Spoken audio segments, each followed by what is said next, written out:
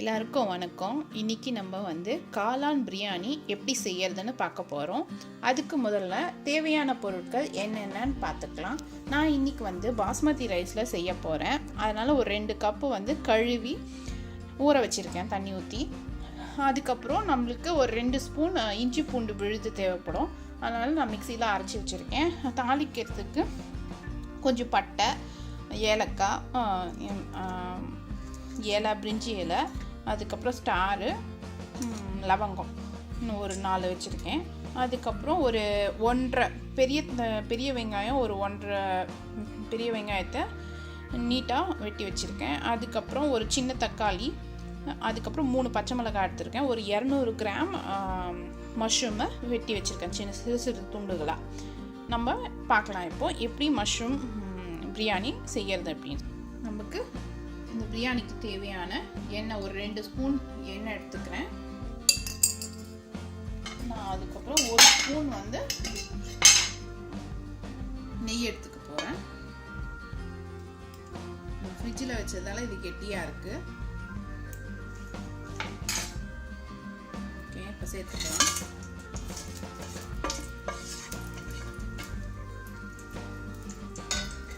ஏலக்காவை லைட்டாக உடச்சி போடுங்க, அப்படியே போட்டுறாதீங்க, அப்போ தான் ஃப்ளேவர் வரும். இப்போது நம்ம வெங்காயத்தையும் பச்சை மிளகாயையும் சேர்த்துக்கலாம்.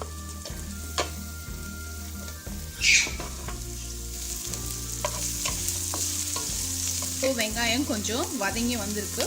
இந்த நேரத்தில் நம்ம இஞ்சி பூண்டு விழுதை சேர்த்துக்கலாம்.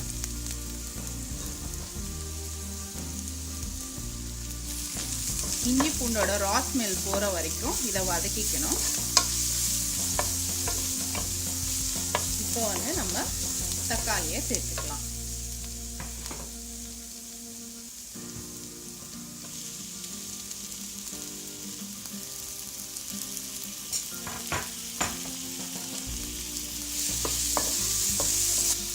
இப்போ ஓரளவுக்கு தக்காளி நல்லா வதங்கிடுச்சு. இப்போ நம்ம மஷ்ரூம்ஸை சேர்த்துக்கலாம்.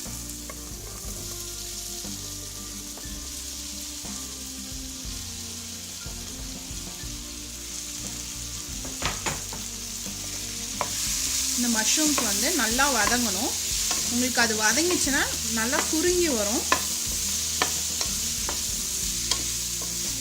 வச்சவே நம்ம இதுக்கு தேவையான மஞ்சத்தூள், மிளகாத்தூள், கரம் மசாலா எல்லாம் சேர்த்துக்கலாம்.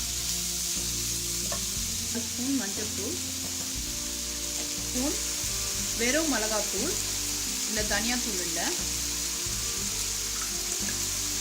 அதே மாதிரி ஒரு 1/4 ஸ்பூன் கரம் மசாலா பொடி. இதை போட்டு இந்த மசாலாவோட நல்லா மிக்ஸ் பண்ணுங்க.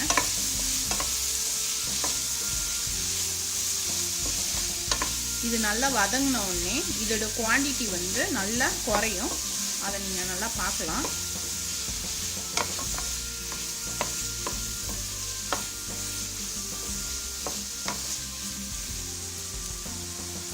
இதுலேயே நம்ம 1 ஸ்பூன் தயிர் சேர்த்துக்கலாம்.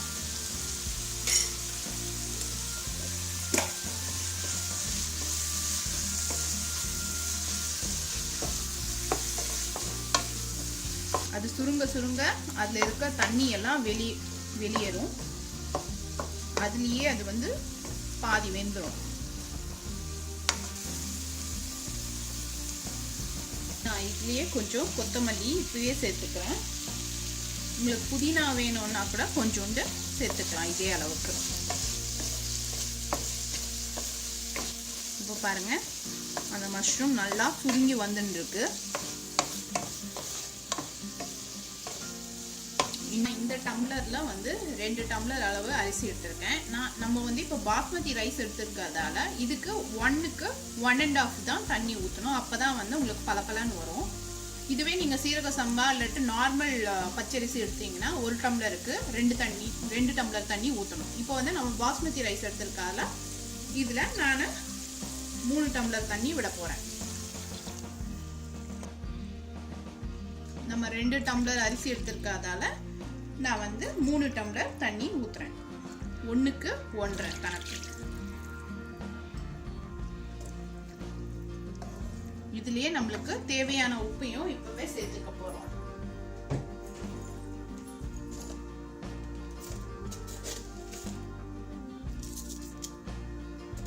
கொஞ்சம் கொதிச்சு வரட்டும். அதுக்கப்புறம் அரிசி சேர்த்து மூடி வச்சிடலாம். இப்ப தண்ணி நல்லா கொதிக்க ஆரம்பிச்சிச்சு. இப்ப நம்ம அரிசியை சேர்த்துக்கலாம்.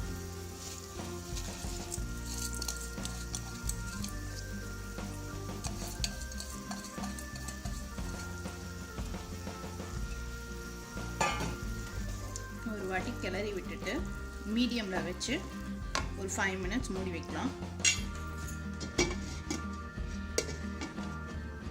இப்போ 5 நிமிஷம் ஆயிடுச்சு. நான் சிம்ல வச்சு, அதனால இப்போ அடுப்பை அணைச்சிட போறேன். அவ்வளோதாங்க. ஒரு 10 நிமிஷம் மூடி இப்படியே இருக்கட்டும். அந்த ஸ்டீம்லேயே வந்து உங்களுக்கு நல்லா வெந்து சாஃப்டாக வந்துடும். அதுக்கப்புறம் திறந்து உங்களுக்கு காட்டுறேன் எப்படி வந்திருக்கு அப்படின்னு சொல்லிட்டு. நான் ஆஃப் பண்ணி 5 மினிட்ஸ் ஆச்சு. இப்போ ஓப்பன் பண்ணி பார்க்கலாம் எப்படி வந்திருக்குன்னு சொல்லிட்டு.